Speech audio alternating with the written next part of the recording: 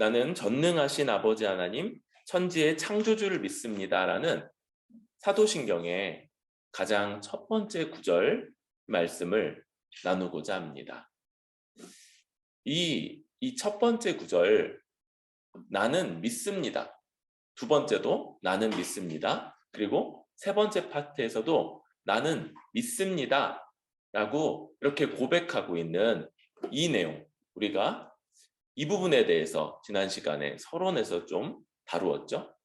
그래서 나는 믿습니다 라고 고백해야 될 뿐만 아니라 이것은 우리 모두의 고백이기도 한 거예요.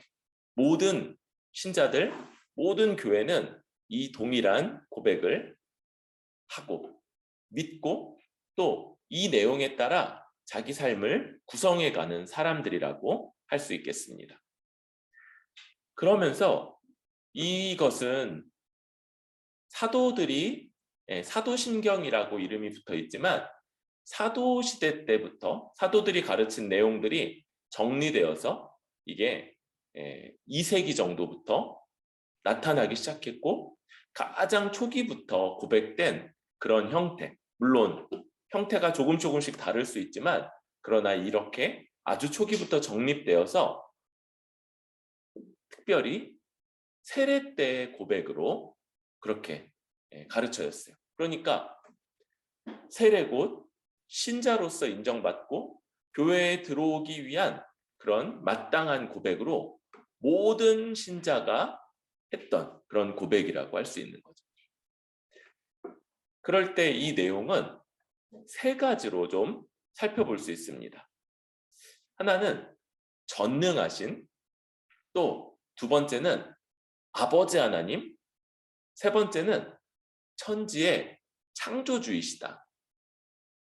우리는 좀 이제 뒤에서부터 역순으로 좀 살펴보게 될 거예요.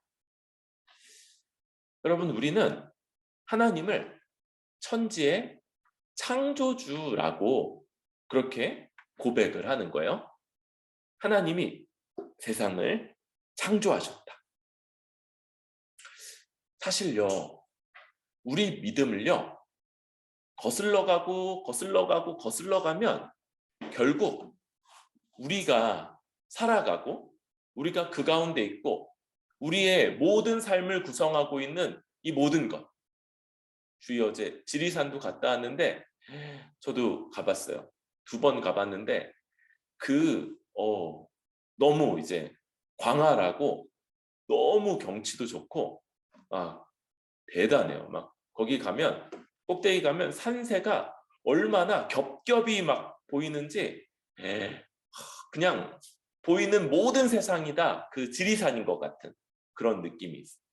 그런데 이런 모든 곳, 그렇게 자연 만물뿐만 아니라 우리 삶의 많은 부분을 차지하고 있는 이 사회까지도 하나님이 지으셨는가?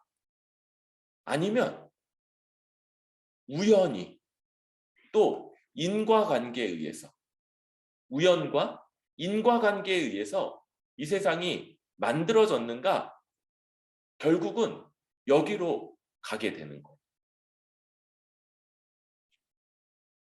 먼저 하나님은요, 이 세상에 가장 처음 이 땅이 혼돈하고 공허하며 흑암이 깊음 위에 있고 하나님의 영은 수면 위에 운행하신다, 이렇게 말하고, 이때 이 모습들, 그러니까 뭔가가 있다 이런 것보다는 우리의 이 창조의 고백은 무에서부터의 창조, nothing, 아무것도 없음에서부터 하나님이 창조하시고요. 그리고 요 2절의 내용 같은 것들은 하나님의 그 창조 과정에서 하나님이 질서를 만드시고 또 그 가운데 하나님의 영이 이 역할들을 하셨다, 이런 것들을 나타내는 거라고 할 수 있어요. 하나님이 완전히 무에서 모든 것을 만드셨다. 그러면 여러분, 이 세상에 존재하는 모든 것들, 이것, 시간과 공간까지 합쳐서 이것보다 하나님은 그것보다 먼저 계셔야 되죠. 어찌 말하면 먼저라는 말 자체가 틀릴 수도 있어요. 먼저라는 건 시간 개념을 전제하고 있으니까 시간과 공간보다도 하나님이 먼저 계셨고 그 하나님이 이 모든 것들을 만드신다. 하나님이 이 세상을 만드시는 분이신 거예요. 그런데 그 하나님이 그러면 이 만드신 세상과 어떻게 하시느냐 할 때 두 가지 오해가 있어요. 하나는 이신론이라고 하는 그런 방식이에요. 이게 뭐냐면 이가 수미가 최근에 한 그 이사할 때 이예요. 이. 그래서 떠나 계신다 이런 거예요. 떠나 계신다. 하나님이 세상을 만드시고 나서요. 이 세상을 전적으로 그 만드신 세상에 두신 여러 법칙들, 뭐 만유인력의 법칙, 뭐 인과율 이런 것들에 다 맡겨 놓으시고 하나님은 떠나셔서 간섭은 안 하신 거.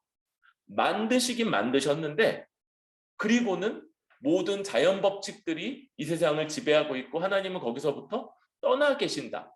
이게 하나님에 대한 잘못된 이해 한 가지. 그럼 또 다른 잘못된 이해는 뭐냐? 우리 가까운 나라, 멀고도 가까운 나라, 일본 같은 데 보면 굉장히 많은 신들, 그런 것들을 이 신사에서 섬기고 있죠. 거기서는 뭐 큰 나무라든지 돌이라든지 어떤 뭐 자연물들 이런 것들 하나하나가 다 신이라고 그렇게 생각하고 있는 거예요. 하나님이 모든 세상의 모든 것들 속에 깃들어 있다. 이런 걸 범신론이라고 불러요. 범신. 이건 역시도 하나님이 창조하신 이 세상과 관계하시는 잘못된 방식, 잘못된 이해라고 할 수 있는 거예요. 그러면 하나님이 이 세상과 이신론도 아니고 창조하시고 떠나 계시지도 않고 또 그 곳곳에 스며들어서 그래서 하나님이 그 창조하신 세상의 일부가 되신 것도 아니라면 그러면 하나님이 이 창조하신 세상과 어떻게 하시는가? 바로 섭리, 곧 창조하신 세상을 다스리신다라는 거예요. 다스리신다. 그리고 그 다스림을 가리키는 이름이 섭리인 거죠. 섭리. 그래서 지으신 모든 것들이 그 목적대로, 그 뜻대로 유지되고 또 존재하도록 활동하시는 거고요. 그렇게 하도록 하나님이 지시하시고 하나님의 목적을 이루도록 인도하시는 것으로 창조된 세상과 계속 관계하시는 방식이고 하나님이 세상을 다스리시는데 그 다스림을 가리키는 이름이 바로 섭리이고 이 섭리에 방금 이 설명 가운데서 두 가지 점이 있었는데 하나는요 보존이세요. 그래서 모든 피조물들이 그대로 잘 존재할 수 있도록 하나님이 붙드시는 거고요. 또 하나는 통치. 이것은요 점점 더 그의 뜻, 그의 목적을 향해 가도록 하나님이 다스리시는 것입니다. 그럴 때 이 보존과 통치로 구성되는 이 섭리의 핵심에 뭐가 있느냐? 하나님의 백성들의 공동체가 있는 거예요. 그래서 하나님이 구약 시대에 구약 이스라엘 민족이라는 한 백성을 중심으로 하나님이 일하시죠. 그들과의 관계, 그들을 이끄시고 그들을 보존하시며 그러면서 하나님의 섭리가 잘 드러났다면 이제 신약 시대 곧 새로운 하나님의 백성 공동체, 교회가 하나님의 섭리의 중심인 거예요. 그래서 우리는요, 뭘 알 수 있냐면 교회는요, 하나님 나라가 완성될 때까지 계속 있을 거다라는 걸 알 수 있어. 요즘에 이제 많은 교회가 어렵다 얘기도 하고요. 또 어떤 교회들은 많이 변질됐다 이런 얘기를 듣기도 해요. 그러나 우리는 뭘 알 수 있어요? 하나님이 섭리하시기에 그 섭리 중에 보존하시기 때문에 참된 하나님의 백성이 언제나 있을 거다라는 걸 알 수 있는 거예요. 또 뭐예요? 이 그냥 있는 것만이 아니라 이 교회가 점점 더 하나님의 뜻에 따라 그리스도의 장성한 분량을 닮아가고 자라갈 거라는 것 또한 알 수 있어.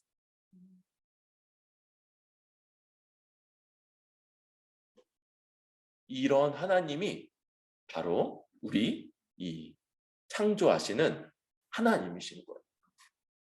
이 창조주 하나님에 대한 이런 우리의 이해, 우리의 믿음, 우리의 생각 이런 것들이 우리 세상을 바라보는 관점 가운데 그 가운데 자리 잡고 있어야 돼요. 이게 무슨 말이냐면요. 여러분 어떤 책에서 이런 표현이 있어요. 예전에 곧 이 계몽주의, 합리주의, 곧 이 세상에 대한 우리의 이해가 아주 부분적이었을 때는 고만한 하나님에 대한 이해도 충분히 세상을 바라보기에 충분했다는 거예요. 그런데 과학이 발전하고 사람이 이성이 발견되고 그러면서 우리가 아는 세상이 점점 더 넓어지고 그리고 그 세상 속의 일들이 더 많이 복잡해졌어. 그런데 하나님에 대한 이해, 하나님을 아는 건 어떠냐면 그만큼 늘질 않은 거. 아주 제한되어 있는 거. 그러니까 어떤 결과냐면 세상은 커졌는데 하나님은 작은 거예요. 우리 안에서.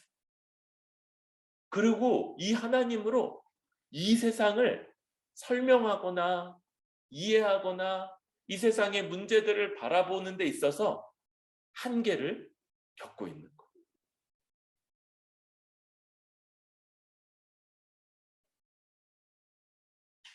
우리는 다시 이 세상, 지금 우리가 작은 것으로는 막 세포까지, 그 원자, 그 안에 전자들 이런 것들까지도 막 검출하는 그런 시대. 넓게는 온 우주. 그래서 우주의 끝이 이제 막 관찰이 될 거다. 막 이런 것들도 얘기하고 있죠. 그만큼이나 어마어마한 그런 넓은 부분을 바라보고 있고요. 우리 이 인간들 사이의 문제가 얼마나 얽히고 복잡한지 이런 것들을 우리가 더 알아가면서도 그러나 이 모든 것 누가 만드셨다고요? 하나님이 만드신 것.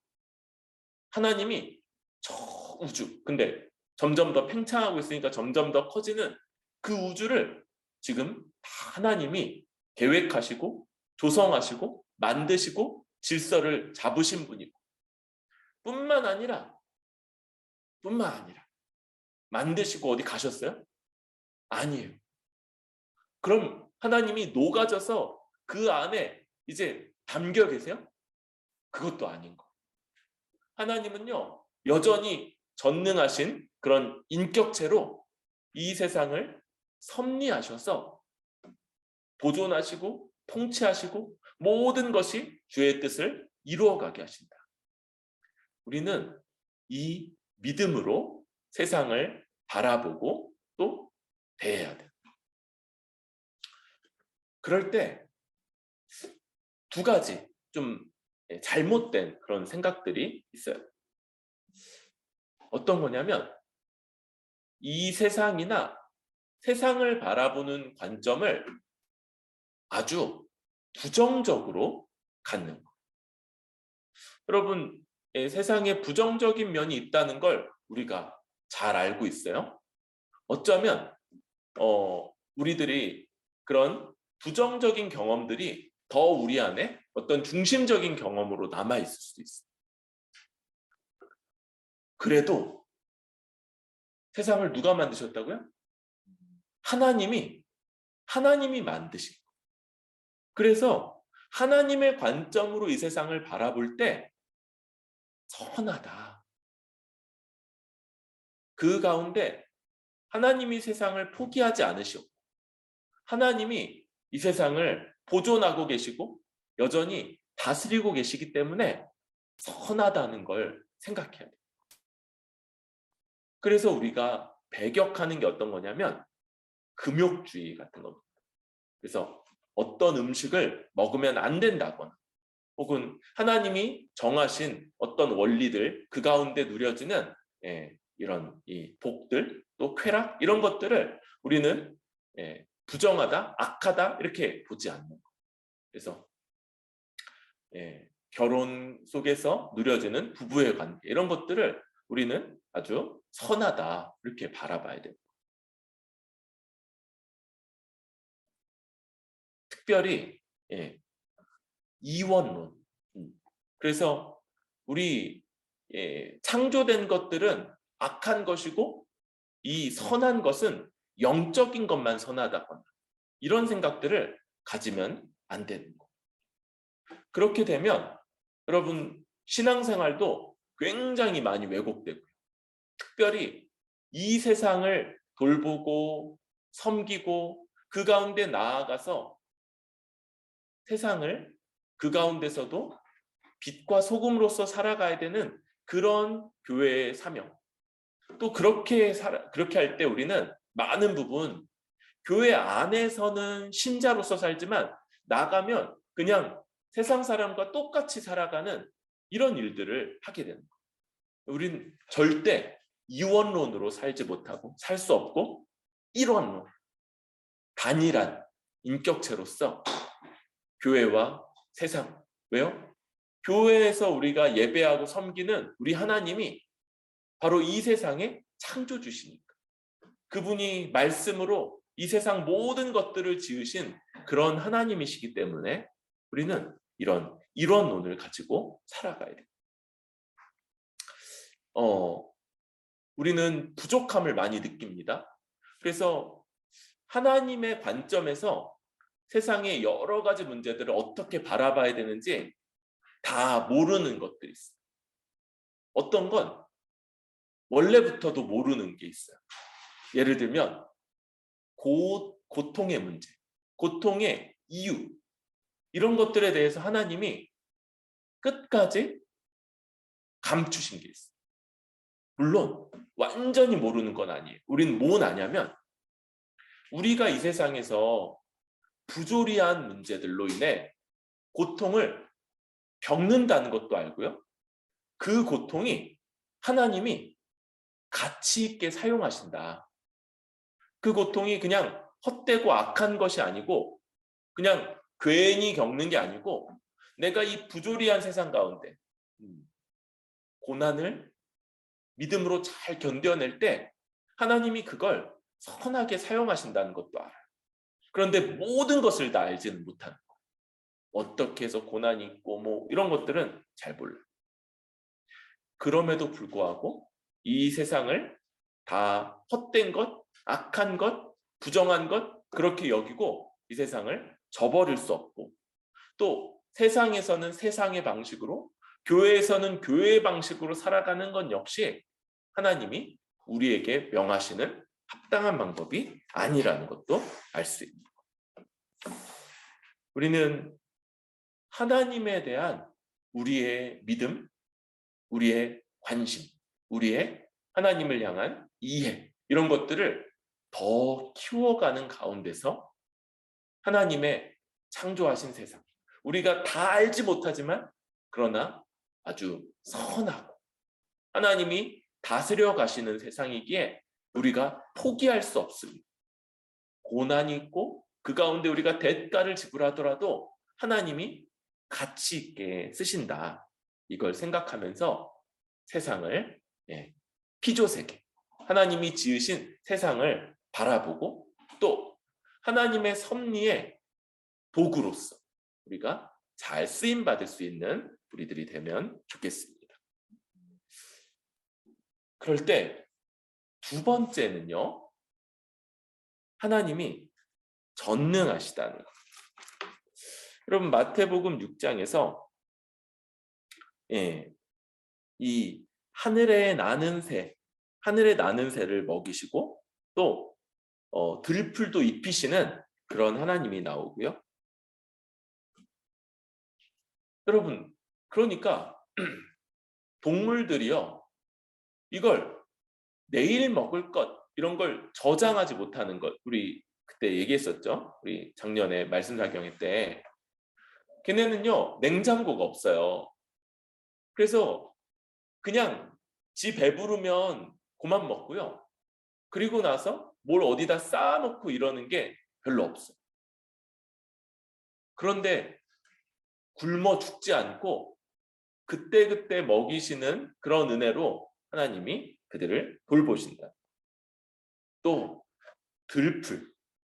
그런데 이 들풀이 얼마나 정교하게 또 오묘하게 옷을 입는지, 그게 솔로몬보다도 더하다. 이런 하나님이 그런 하늘의 새도 먹이시고 들풀도 입히시는데 너희일까 보냐? 그러면서 먼저는 하나님의 이 전능하심, 어떤 세상의 모든 것들을 다 먹이시고 입히시는 이런 하나님의 전능하심에 대해서 나오고 있어요. 그런데 전능하다 할 때 우리는요 좁은 이해를 많이 하는 것 같아요.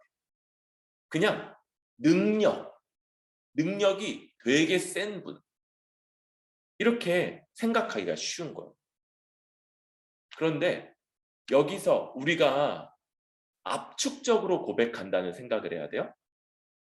하나님이 전능하심을 믿을 때 이 전능하심은요, 하나님이 성경을 통해서 보여주신 여러 가지 특별한 하나님의 속성의 총합, 그걸 대표적으로 가리키는 게 전능이지 진짜 능력만을 얘기하는 게 아니에요.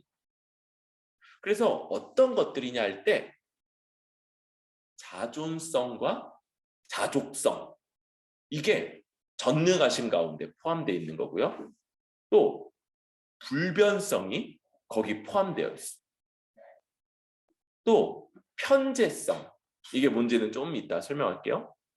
마지막으로 전지와 전능, 이게 요 전능하시다 할 때 그 가운데 담겨 있는 거.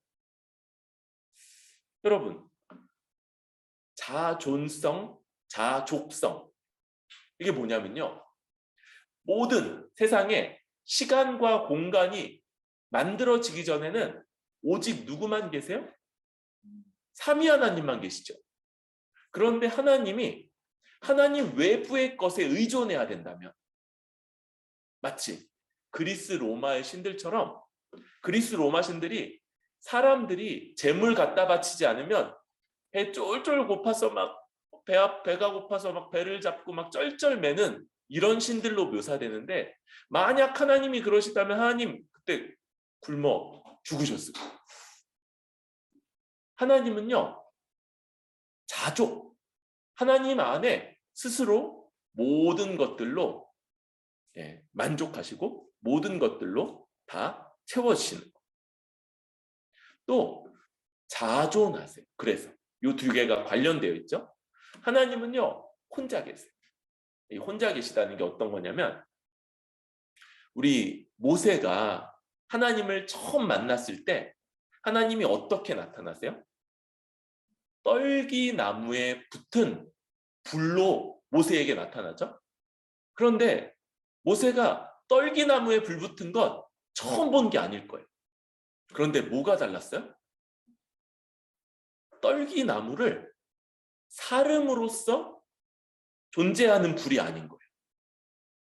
떨기나무에 불이 붙어 있는데 떨기나무가 아무런 손상을 입지 않고 그대로 있는데 거기서 타오르는 불꽃. 이게 하나님의 자존하심의 상징이었던 거예요. 그리고 하나님이 그런 모세에게 가르쳐 주신 이름 여호와, 나는 스스로 있는 자니라. 이 이름이 하나님의 자존하심을 가리키고 있는 거예요.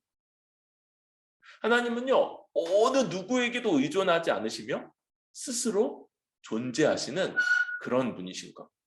이게 우리 하나님의 이 전능하심의 첫 번째 그 모습이라고 할 수 있는 거예요.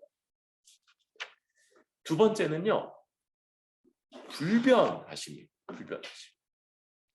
이 불변하심이 왜 그렇게 중요한가? 그럴 때 여러분, 피조물들은요, 변해가요. 아까 통치라고 그랬죠? 하나님이 보존하셔서 그 존재하는데, 존재 계속 유지가 되는데, 동시에 하나님이 하나님의 뜻을 향해서 점점점 변해가도록 하시는 거예요. 그런데 하나님은요, 변하는 분이 아닌 거예요. 이게 바로 창조주와 피조물 사이의 차이인 거예요. 하나님은 그분의 존재, 완전성, 목적, 약속, 여기서 절대로 변하지 않는 분이신 거예요.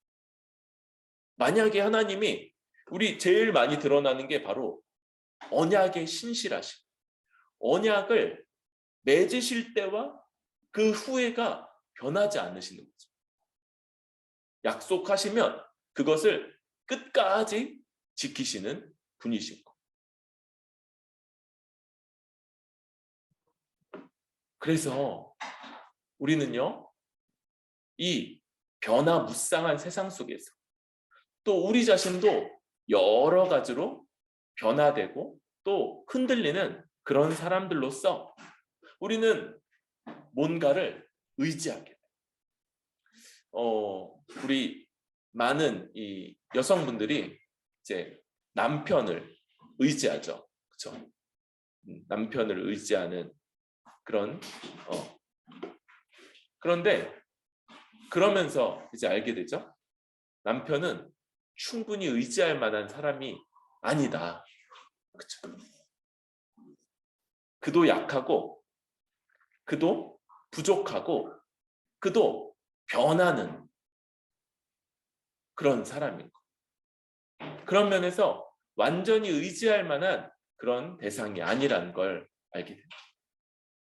사실요, 우리가 이런 의지할 만한 어떤 것들 많이 구해요. 그래서 어렸을 때는 부모님이 그렇게 보이고요. 또 배우자나 이성이 그렇고. 또 이제 나중에 커서는 본인이 그런 역할들을 감당해야 될 수도 있어요. 그런데 어디 그런 사람이 없는 거예요. 다 유한하고 부족하고 이건 뭐예요? 변한다는 거, 변한다는 거. 그런데 하나님은요, 유일하게 변하지 않는 분이세요.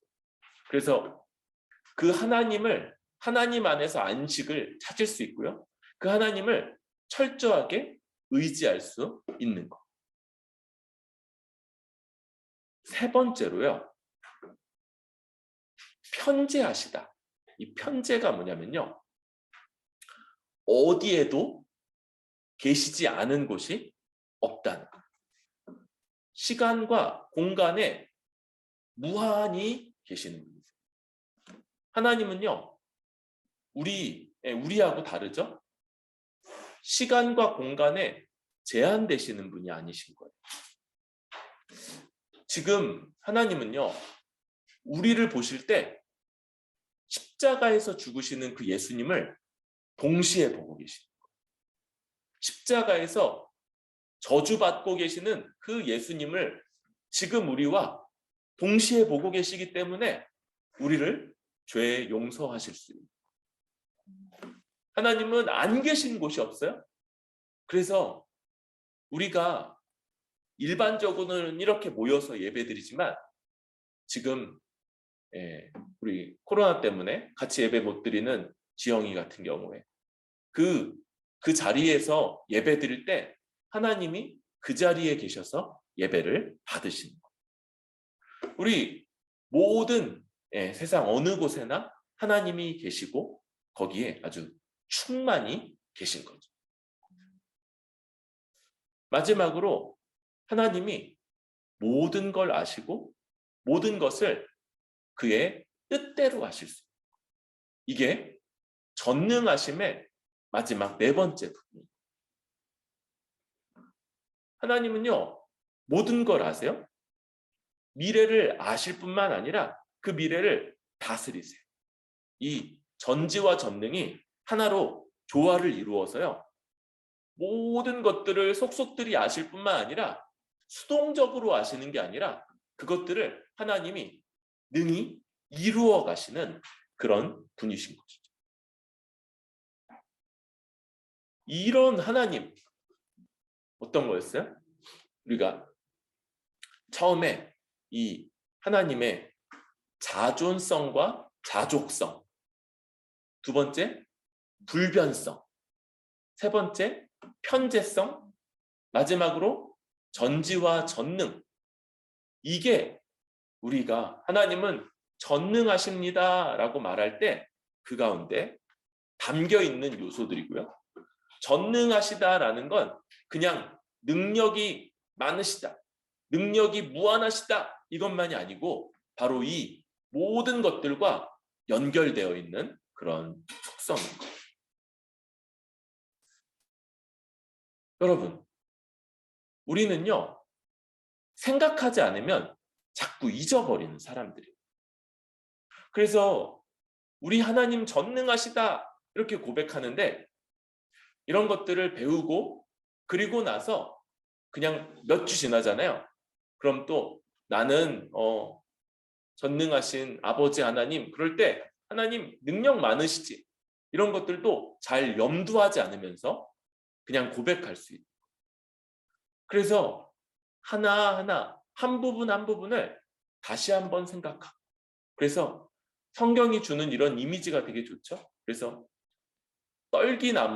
떨기나무에 타오르는 불꽃인데 그 떨기나무를 조금도 손상시키지 않으면서 스스로 타오르고 있는 어떤 타오르는 데 있어서 어떤 땔감도 필요치 않는 불, 이렇게 보여주시는 그 하나님, 여호와 하나님으로 나는 스스로 있는 자다.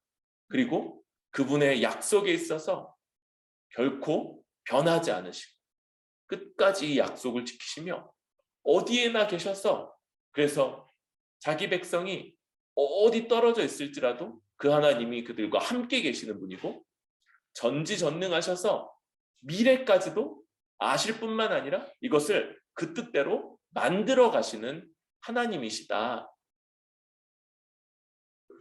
이런 하나님, 이런 분이시고 이분이 우리들을 그의 백성으로 삼으실 뿐만 아니라 그 백성으로 온전케 하시는 분이시라는 걸 알 때 우리의 마땅한 반응, 곧 예배가 거기서부터 나오는 거. 이런 하나님을 인식하고 인정하고 그 하나님이 우리를 향해서 아주 무한한 사랑을 베푸신다는 걸 알 때 우리가 그분께 대한 합당한 반응, 예배가 나오고요. 또 이런 하나님이시기 때문에 우리가 예를 다해서 그분께 나와서 절하는, 우리 머리를 조아리는 이 일이 마땅하기도 한 그런 하나님이신 거죠. 우리는 이런 하나님 앞에 나온다는 걸 이 고백을 통해서 고백하고 있고요. 그리고 그런 하나님 앞이기에 우리 자신 복장도 좀 살피고요. 우리 마음도 살피고 우리가 그 하나님을 온전히 잘 바라보고 있는지, 잘 고백하고 있는지 점검할 수 있는 그런 자세가 됩니다.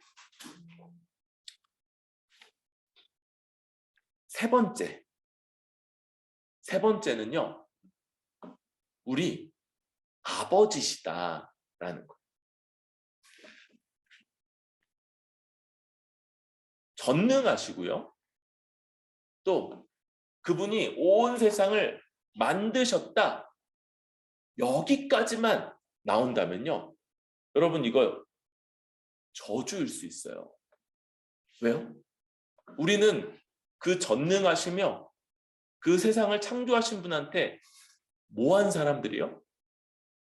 대적하고 반역한 사람들이기 때문에 만약에 그분이 천지 만물을 지으신 분이시며 전능하시기만 하다면 이건 복음이 아니고 오히려 공포의 고백일 거예요.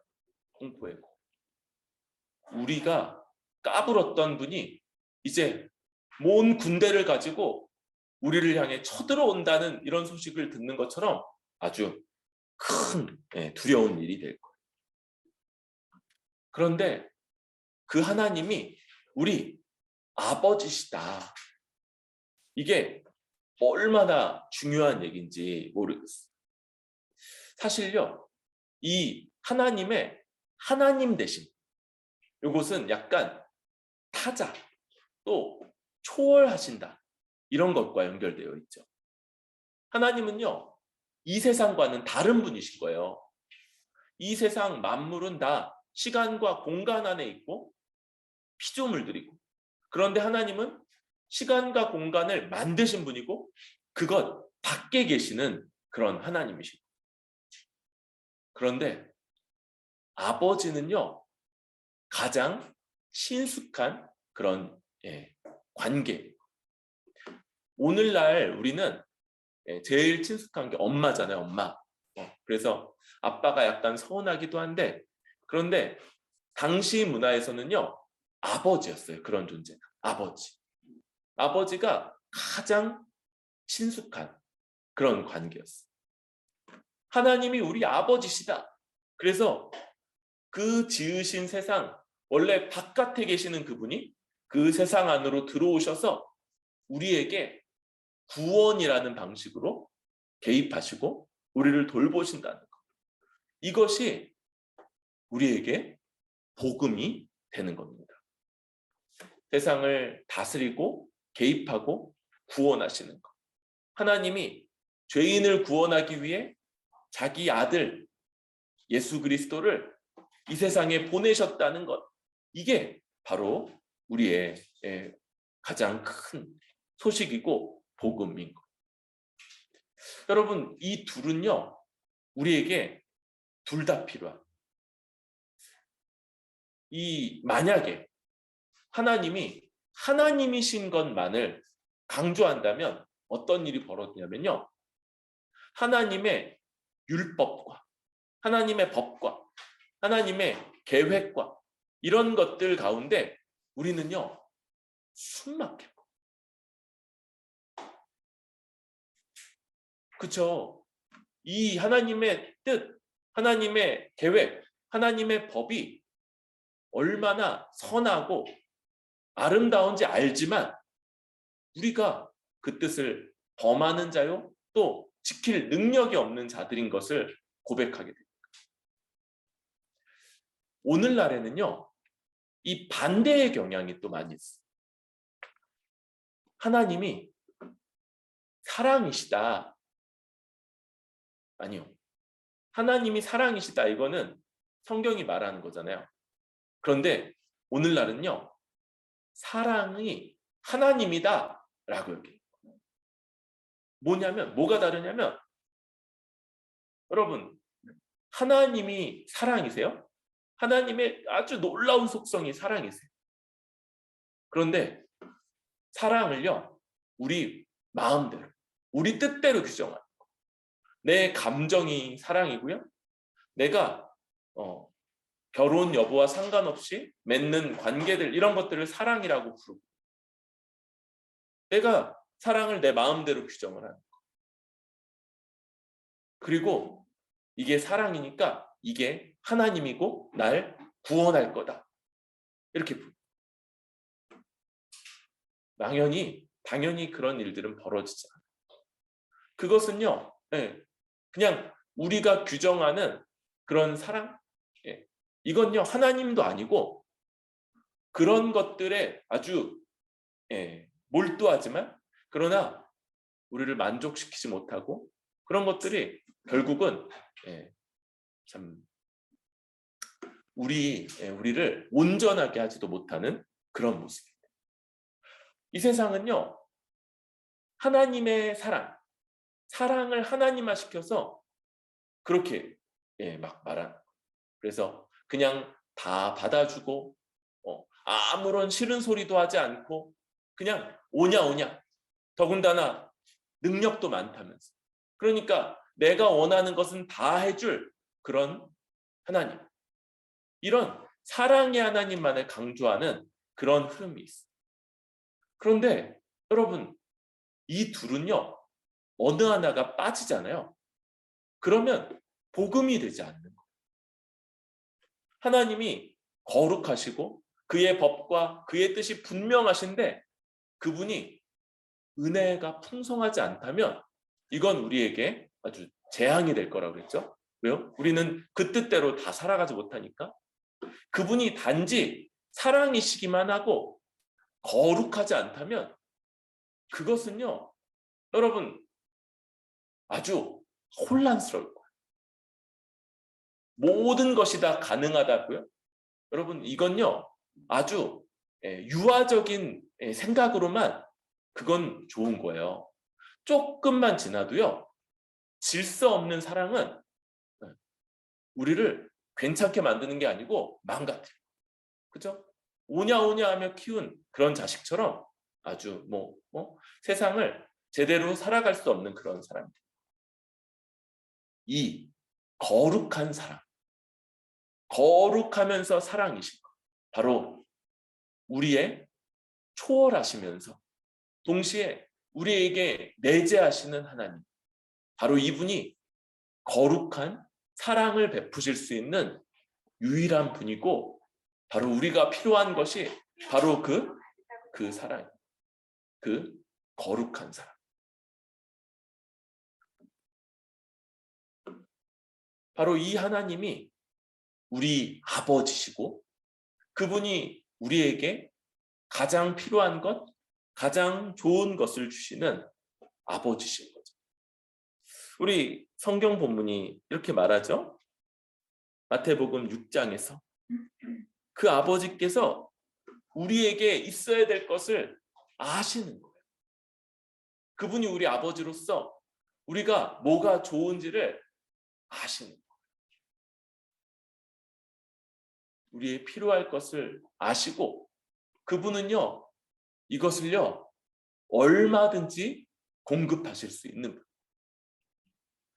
오히려 문제는 뭐예요? 우리가 우리에게 진짜 필요한 걸 뭔지 잘 모르는 거예요. 하나님이 우리에게 말씀해 주시는 하나님의 뜻과 하나님이 우리를 향한 판단을 우리가 잘 모르고 잘 들으려 하지 않고 거기에 내 고집, 내 뜻, 내 판단 이걸 자꾸 내세우는 게 문제지, 하나님은요 이걸 아주 잘 아세요. 그리고요 좋은 부모님들이 그런 거 있잖아요. 우리 마트에서 이렇게 뒤집어 엎은 아이들 들어 누워가지고 막 울 때 그런 아이들, 근데 꼼짝도 못하고 옆에서 쩔쩔매는 그런 무능한 부모가 아니고 그런 아이들을 탁 잘 얼르기도 하고 때로는 엄하게 책망하기도 하면서 그런 아이들도 아주 훌륭한 성인으로, 그래서 절제력도 있고 또 그러면서도 그 아이의 필요를 잘 알아채우시는 그런 좋은 부모님, 그런 부모 같은 아버지로 하나님이 우리에게 오신 이 초월하시면서 내재하시는 하나님, 그분은 하나님이시고 동시에 우리 아버지시다. 여러분, 우리는 좀 어떤가요? 이렇게 엄하거나 또 굉장히 좀 이렇게 그 딱딱한 분위기 속에서 자란 사람은 이 하나님 되심에 더 좀 익숙할 수 있어.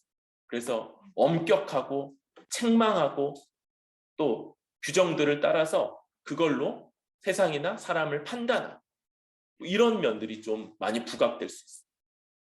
반대로 많은 또 분들은 사랑이신 하나님. 그래서 질서나 원칙이나 어떤 법, 선, 거룩 이런 것과는 좀 멀고 그냥 오냐오냐, 좋다 좋다 그냥 내 원하는 것들 그대로 하시는 그런 하나님상이 더 가까운 사람들일 수 있어요.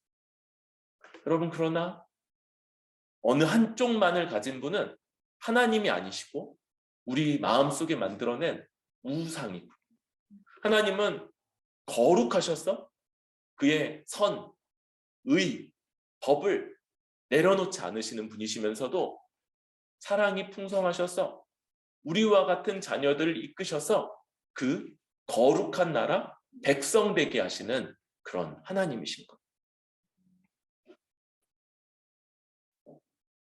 우리는 바로 이런 하나님이실 걸 알기 때문에 이제 이런 삶의 태도를 취할 수 있는 거죠. 우리 33절, 34절 한 번 더 읽어보도록 합시다. 시작. 그런즉 너희는 먼저 그의 나라와 그의 의를 구하라. 그리하면 이 모든 것을 너희에게 더하시리라. 그러므로 내일 일을 위하여 염려하지 말라. 내일 일은 내일이 염려할 것이요 한날의 괴로움은 그날로 족하니라. 아멘. 먼저는 우리는 아버지 앞에 먼저 구할 것과 또 잠깐 구하고 그러나 얼마든지 주실 것을 믿고 의지할 수 있는 바가 있는 것. 우리는 이 하나님 앞에 계속 가져야 되는 건 구하는 태도죠. 하나님께 지속적으로 구하고 기도하고 의지. 그런데 늘 내가 필요한 것, 내 당면한 문제들, 나의 상황들 이것만 아뢰일 것이 아니고요. 그 하나님의 뜻이 이루어지고 하나님 나라가 속히 완성되기를 구하며 그 일에, 그 섭리에 우리가 잘 도구로서 쓰임 받기를 구하며 내어드리는 기도, 이게 우리가 먼저 드릴 수 있는 거예요. 그리고 잠깐 드리지, 우리의 상황과 환경 이것들. 그런데 여기에서는 더 많이 의지하는 게 뭐냐면 아버지가 다 아신다. 얼마든지 알고 계신다. 얼마든지 알아서 채우실 걸 알기 때문에 한 번 구하고 그리고 나서 반복해서 계속해서 마치 계속 구해야만, 아우 듣기 싫어, 아우 듣기 싫으니까 그냥 해줄게 이렇게 말하는 신이 아니고 그렇게 선한 하나님으로 대할 수 있습니다.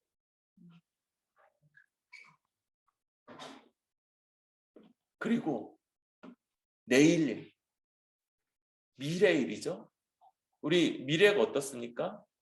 하나님이 우리에게 이루어 주시는 것이고, 그리고 그것은 하나님의 손에 있어요.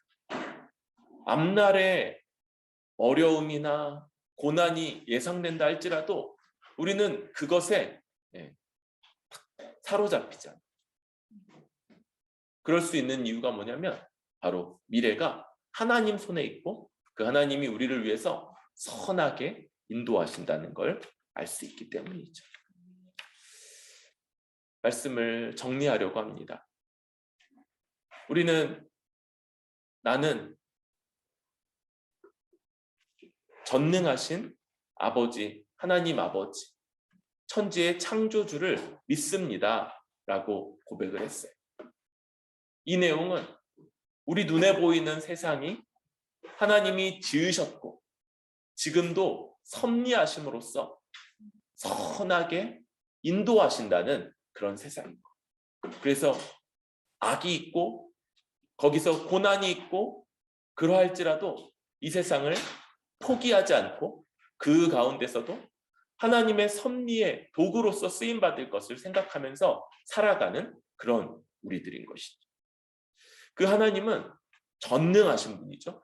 이 전능이 그 담고 있는 내용이 훨씬 더 많다고 했어요. 그냥 능력만 많으신 것이 아니고 자존성과 자족성, 불변성, 편재성, 그리고 전지와 전능하심, 이런 하나님이시기 때문에 우리는 그 하나님을 우러러 보면서 그 앞에 예배하고, 그 하나님이 하나님이시고 나는 피조물이며 당신을 의지합니다 라고 고백하는 그런 자로 예배드리는 그런 자인 거죠. 마지막으로 그분은 하나님이시기만 한 게 아니라 우리의 가장 친밀한 아버지세요. 그래서 하나님으로서, 아버지로서 거룩한 사랑을 베풀어 주시는 분이시죠. 우리는 그 하나님을 배우고 알아가면서 하나님의 뜻을 알고 하나님을 닮아가며 이제 그 사랑 가운데 용납되고 용서받으며 하나님이 인도하심 가운데 나아간다는 것을 고백하는 그런 사람들입니다. 우리가 이 사도신경의 첫 번째 부분을 고백하면서 이런 믿음의 고백으로 주 앞에 나아가는 뿌리 깊은 교회 모든 지체들 될 수 있기를 바랍니다.